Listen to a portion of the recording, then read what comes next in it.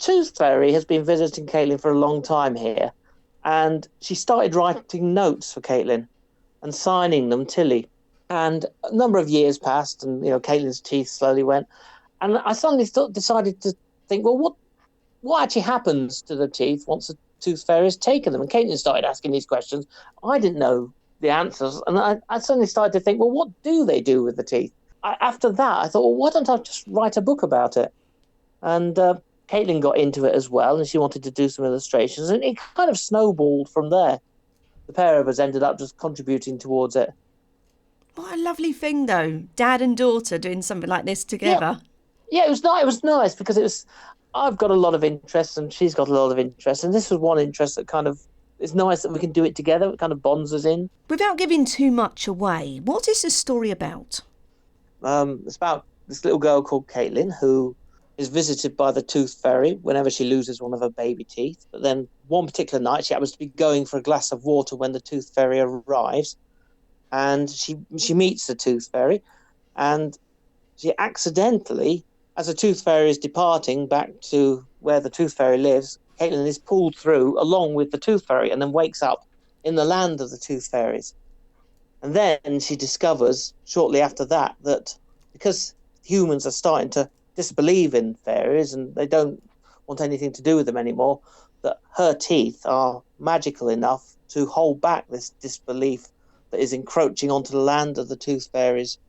And so basically she has to try and get back to our world and also save the realm of the Tooth Fairies, and that is why she's known as a Tooth Fairy. It's kind of like a magical person that has these magical baby teeth that they use in a special ceremony to ward off this darkness of disbelief that is slowly encroaching on the land. She also discovers that because her baby teeth, are actually magical, they're helping to protect the people who live in the land of the Tooth Fairies from what we call the darkness of disbelief, which is basically where people are slowly forgetting, where humans are slowly forgetting about Tooth Fairies. Obviously, when Caitlin's teeth are used up, her baby teeth are used, they have to find another tooth bearer. So the story is about the Tooth Fairy, so you'd say it's mainly aimed at young children. But what age range would you say it's suitable for? That's a good question, because I wrote it originally. I mean, I started this about 2.5 years ago, and Caitlin was 7. So originally it was aimed at, I guess, from about 6 upwards. And those that, still happy to, believe in tooth fairies and magic, really. There's a lot of things in there that I think will please adults as well as children when they read it.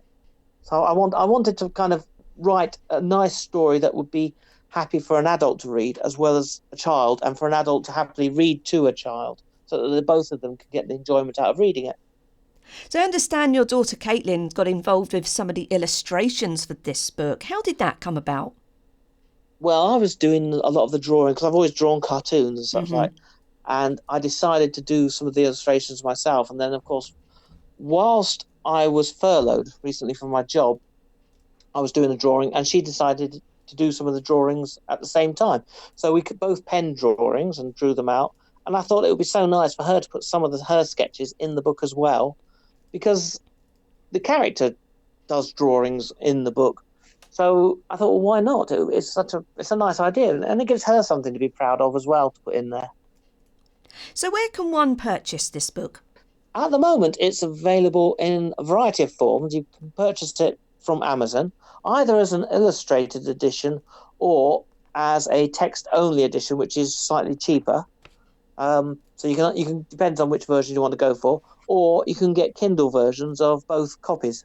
So you can either go for an illustrated edition or the text-only version.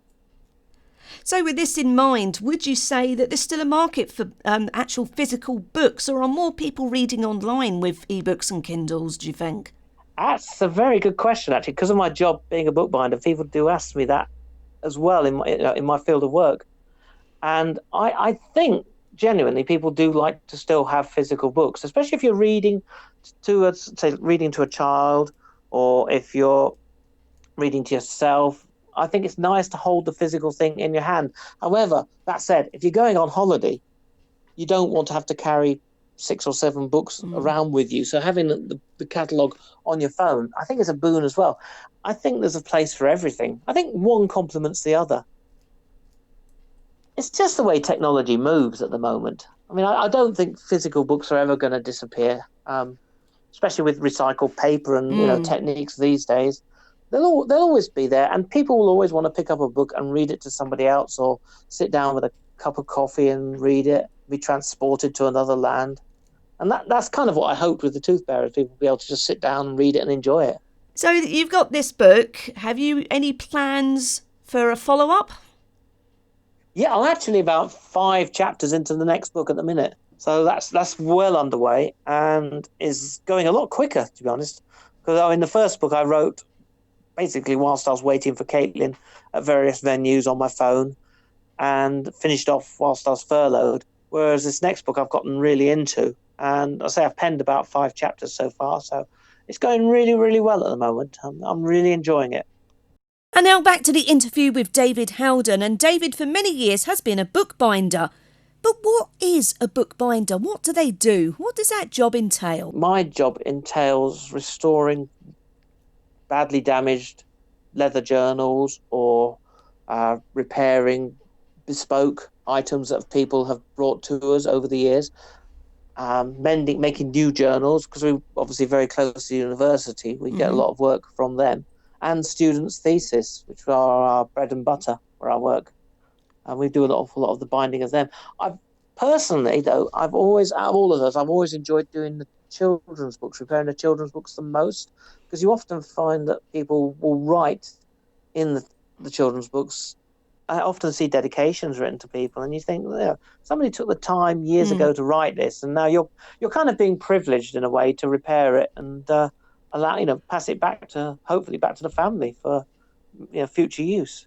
So for me, it's the children's books that I've always enjoyed repairing the most.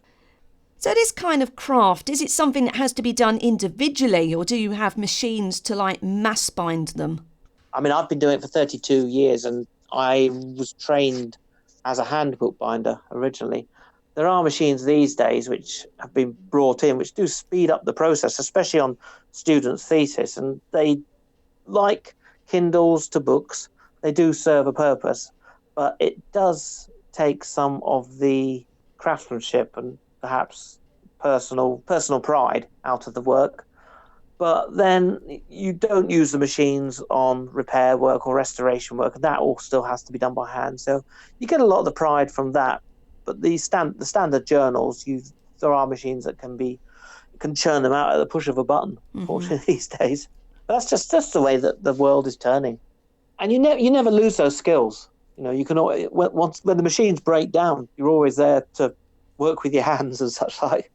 So do you think this is a career that's something that may survive a bit longer, or something that may die out eventually? Well, to be honest, when I first started the job 30 odd years ago, people were then saying that the career would be dying out, and they've been saying that all the time, and yet we're still here. So I think as long as people want books, I think there'll always be somebody there to bind them.